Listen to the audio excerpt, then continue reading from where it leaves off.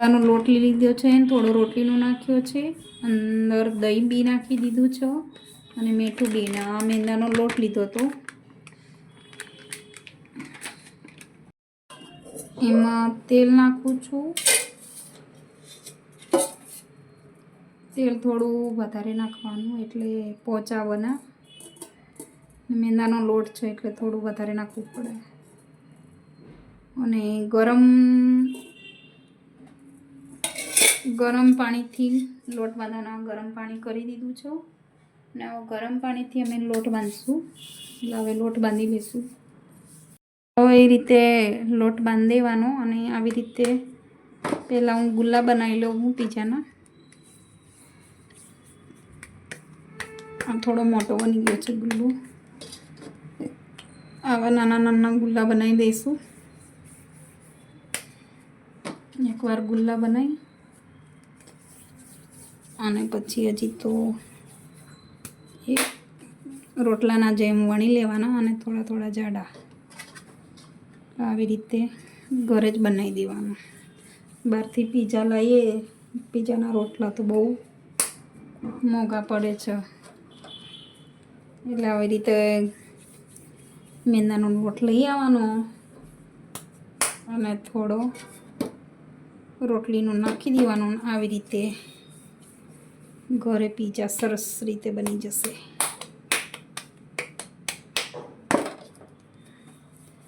સાત આઠ બની જાય. જો થોડો લોટ બાંધ્યો તો તોય આટલા બનશે. હવે કેપ્સિકમ, મરચાં, ડુંગળી અને ટામેટાં મેં બહુ નહીં નાખ્યા, થોડાક જ લીધા છે. અને હવે થોડું તેલમાં અમે અધકચરું ચડવી દઈશું. તવીમાં ચડાવવાનું છે ને એટલા માટે. અમારા જોડે મશીન નથી એટલા માટે હવે થોડું તેલમાં ચડવી દઈશું અધકચરું. આવી રીતે ચડવી દઈશું. થોડું ચડી જાય એના પછી કાઢી લેશું. થોડી વાર ચડવા દઈશું.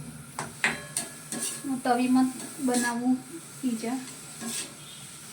અમારા જોડે ઓવન નથી એટલા માટે. વણી લેશું.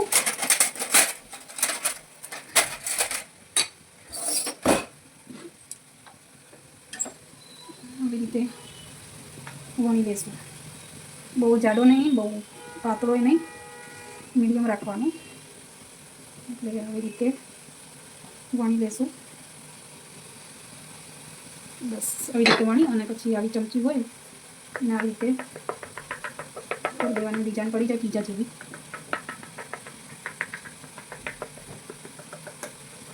ડિઝાઇન પડી ગઈ બધી. પછી તવીમાં નાખી દઈશું ચડાવવા માટે. આ ચડાવવા માટે મૂકી દીધા છે.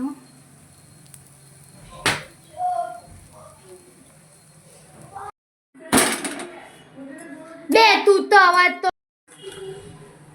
અમે ઘરે જ પીઝા લોટ બાંધીને બનાવું છું એટલે આવી રીતે તૈયાર આવો છો એટલે તૈયાર લગાવી દેવાનું. આવી બોટલ આવો છો એટલે તૈયાર મળે જ છે. એટલે લાવીને પીઝા ઘરે બનાવી દેવાના. અમે તો આવી રીતે ઘરે જ બનાવીએ છીએ. જે રોટલા 2-3 દુકાને ગયા પણ મળ્યા નહીં તૈયાર, એ પછી ઘરે બનાવવા પડ્યા. લોટ બોટ બાંધી અને એક બાજુ બહુ ચડવી દેવાનું, એક બાજુ થોડુંક કાચા જેવું રાખવાનું. એટલે જે નીચેનું પડ આવો એમાં થોડું કાચો રાખવાનો. એટલે ચીઝ ને એવી ઓગળે ને ત્યાં સુધી ચડીએ જાય ને ચીઝ ઓગળી જાય.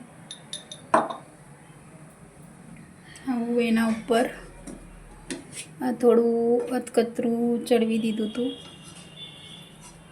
એટલે ઉપર નાખી દઈશું છૂટું છૂટું.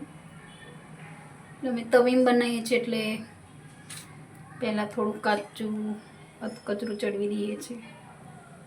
એના પછી ચીઝ નાખી દઈશું.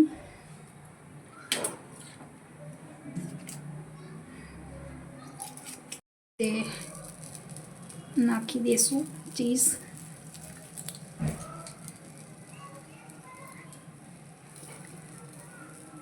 અમે તો તવી પર જ બનાવીએ છીએ, ઓવન નથી એટલે તવી પર જ બનાવી દઈએ છીએ.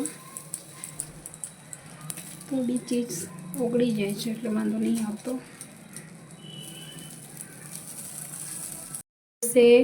થોડી વાર એવી રીતે રાખશું એટલે ઓગળી જશે. ઓવન નથી તો આવી રીતે વાટકો હોય ને તો આવી રીતે મેં થોડી વાર ઢાંકી દઉં છું એટલે ચીઝ ઓગળી જાય છે. આ મસાલો નાખી દઈશું ઉપર,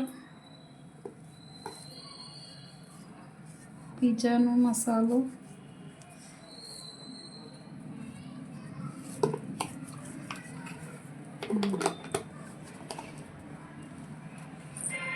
ઉપર તીખું ખાવું હોય ને તો મરચાં નાખવાના. અમારો પીઝો બનીને તૈયાર થઈ ગયો છે. અમારો પીઝો કેવો બન્યો છે કોમેન્ટમાં જણાવજો મિત્રો. અને વિડીયો ગમે તો લાઈક, શેર, સબસ્ક્રાઈબ કરજો મિત્રો.